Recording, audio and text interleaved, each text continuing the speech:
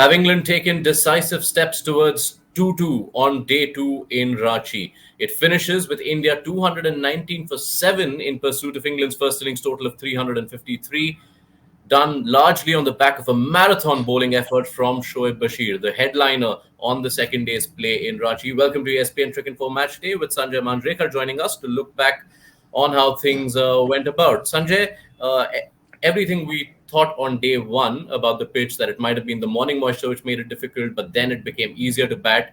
Day two didn't quite seem that way, and India find themselves well amount behind in this game. Yes, and in a very precarious position, England right on top, and the lead, although it's not a massive lead, and you might expect India to cut down that lead with Jurel looking good and Kuldeep Yadav showing some defensive spirit and wants to hang on there. The big change that I found in the pitch was I didn't expect the pitch to change so much on day two. The cracks which we were talking about on day one were mostly in the area away from the main areas. Now the cracks that were minor and thin cracks in the main areas have widened, and that's why you saw those cracks come into play a lot more on day two, and you expect that to keep happening. So that's why the lead, even if it's 80 or 75, will seem substantial because of how the pitch has changed from day one to day two. Before we start looking at the individual contributors to this day, worth asking, this was always going to be the risk for India, right? We've stressed on it through the series that if you prepare a rank turner or one that is exceptionally difficult to bat on, not only does it narrow the gulf between the two spin attacks, which we've seen on day two, but also presents that much bigger a challenge to what we have addressed all through as an inexperienced Indian batting lineup. Yes, and it's something Stuart Broad also has tweeted, and it's something we talked about. It just gets the England spinners more in the game. I don't know whether it is by accident that this pitch has become the way it has, because let's not forget how England batted on that pitch on day one, and also in the first session, the first hour, how Ollie Robinson found it very comfortable, even with the second new ball. They handled the bowling quite easily on the same surface. It's a combination of two, three things. One, I don't think it is still that rank turner that we've had over the years, but it's not even as good as Vizag and the test match in Rajkot. It has changed, and we thought it would play a little better. But it's a combination also of the fact that the England spinners, bowled well. Main thing that I keep harping on with foreign spinners is to bowl just accurately when there is enough in the pitch. And they found one bowler in Bashir who did that, and that's why Stokes bowled him so much. Hartley was still, giving some loose balls to hit. And the fact that we saw in Hyderabad as well, the young Indian batting lineup succumbing to pressure, and that we saw come into play in this innings as well. Okay, let's dive into the hero on the day then. This is Shoaib Bashir's day. That was a marathon effort.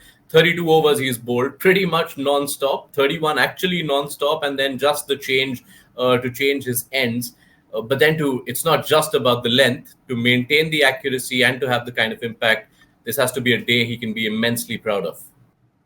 Absolutely. And then you start to wonder, what this guy was doing at the age of 10 or 12, because the way he bowled seemed like he's done a lot of bowling. He's got a very repeatable bowling action that we've talked about, and, hardly any first-class experience. I mean, can you imagine the first time he's ever taken 4 wickets in any sort of decent level of cricket, whatever format has come against India in a big, test match? The thing to like about him is the economy of effort when he was bowling. And a lot of people felt that he should have been given a break, but I don't think there was any visible sign that he was tiring and bowling loose balls. There were a couple of big hits that were played against him, but they were of good balls. And it's something that we also noticed right at the start of the series. Among all three spinners, the most accurate spinner actually was Bashir. But earlier in the series, when he played that test match, I don't think he had the potency of the pitch. So he had the accuracy, but there wasn't enough happening off the pitch. Here, either he's worked on his bowling, but he was getting a little more action from the pitch as well, and that made him, quite lethal with an Indian batting lineup that was under pressure. Yeah, I almost wonder if Ben Stokes and the England camp have been watching some of our videos, because you've constantly stressed on the fact of, not having bowled a million balls. It almost felt like Stokes was ready to give Bashir a million balls on the day itself. Uh, Learning on the job, yeah. what does that height? How much of a factor does Bashir's height play when he's bowling on these surfaces, and what challenge does that pose to India's batters? Not just in what we've seen, but what could be ahead in this Test match. Yes, it is an advantage because a ball coming from that kind of a height tends to have more of an effect or reacts more on the cracks which are horizontal and the vertical cracks as well. Height is a factor. You get a little more bounce, and for somebody so tall, and there have been balls that have bounced a little more than the batters have expected, but also we've had some real shooters on the same pitch. I'm not sure the height is a huge advantage for Bashir, because we've seen shorter spinners also have a tremendous impact on pitches like this. So height can be an advantage, but not really the decisive factor. The accuracy and the energy that he had right through bowling those length balls. I mean, for somebody like a Sarfraz Khan to pin him down as an off spinner was a tremendous effort. Okay, now let's look at how the Indian batting unfolded on the second day. And it's clearly Jaiswal on one side and the rest on the others, with the exception of Dhruv Jurel and Kuldeep Yadav, who've dug in at the end of play. What is it, Sanjay, that Yashasvi Jaiswal did which allowed him to last as long as he did compared to the other India batters? He's in exceptional form. That always helps. Plus, this guy has all bases covered. He's somebody who looks comfortable in defense, against pace, against swing, against spinners. He can leave balls outside the off stump. He can attack as well. So he has everything going for him. Rohit Sharma clearly, not giving the kind of consistent starts that India wants. So one of their most experienced batters is out early. So that puts tremendous pressure on somebody like Shubman Gill at number three, who I still believe needs to do a lot of work on his defensive game. You see Yashasvi Jaiswal defending versus Shubman Gill. So he gets a little stuck because of the little subtlety that are missing, and he looks to get runs by hitting boundaries and sixes, and he's got 190, 100 and a 90 playing in that series. But the guy who really looked under pressure because of lack of runs was Rajat Patidar. And Sarfraz Khan, I thought, played the situation more than the actual bowling, because he's got this natural ability to play spin. But he came in when India was in trouble. The last time in Rajkot, India was 237 for 4 when he came into bat, and that showed a little bit in the way he played. A day of this sort also allows us to delve a little more into perhaps the technique and the mindset of playing on such pitches. Now, when you have the ball spinning as much as it was of the cracks, when the bounce is as unpredictable, Sanjay, what is it that the other batters could have learned from the manner in which, say, Root played on day one and Jaiswal on day two? See, Root has an experience of a lifetime. He is one of the current greats, and a lot of the Indian batters are learning on the job, and it's something that we've said. Yashasvi Jaiswal has form going, has got extraordinary natural play both spin and pace, but the others are not quite equipped to handle this kind of pressure. I don't think the bowling was so great, and really it was Bashir who was creating more pressure than anyone else. Jimmy Anderson got that 1 wicket. Ollie Robinson bowled well, but it wasn't like a team effort putting India under pressure, just the one bowler.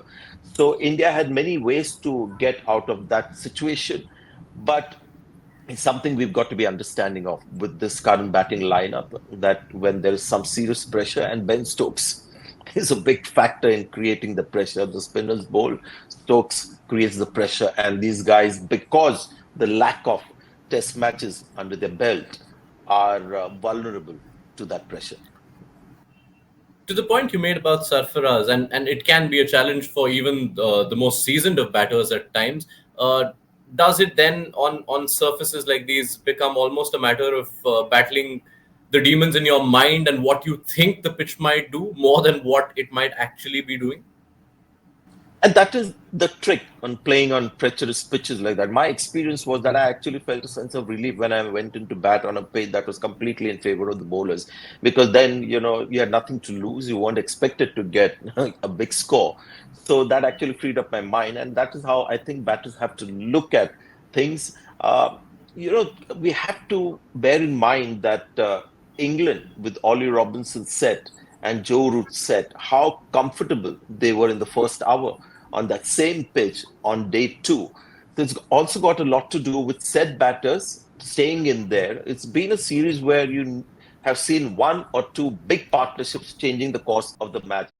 Given all of that, Sanjay, you'd imagine India's hopes of keeping this test match alive rest entirely on this existing partnership. Jurel and Kuldeep did a credible job in batting out 17, 18 overs. At the end of the day, they need to bat long for India to continue surviving. Yes, but as I said, the pitch has changed so much from day one to two, and if it continues to go in that's at the same rate, then even 60, 70 runs might seem a lot. You've seen a lot of unexpected things happen in the series, so you might see some kind of resistance happening as well. But eventually, India will have to bat really well in the final innings. At the moment, you've got to say England are holding all the cards, and when they realize that the opposition is under pressure, watch out for Bazball unfold. And with the pitch, if it continues to deteriorate rapidly, then I think that will be the only way for batters, barring Joe Root, which makes them even more dangerous as a team. So this batting performance in the first innings and that big partnership, two massive partnerships, have put England in a very, very good position. And it will be, it will need a brilliant, brilliant performance from India to come back and put England back under pressure. Right. England hold all the aces. Can India find a way of clawing their way back into this test on day three? It'll be worth watching out what unfolds on day three.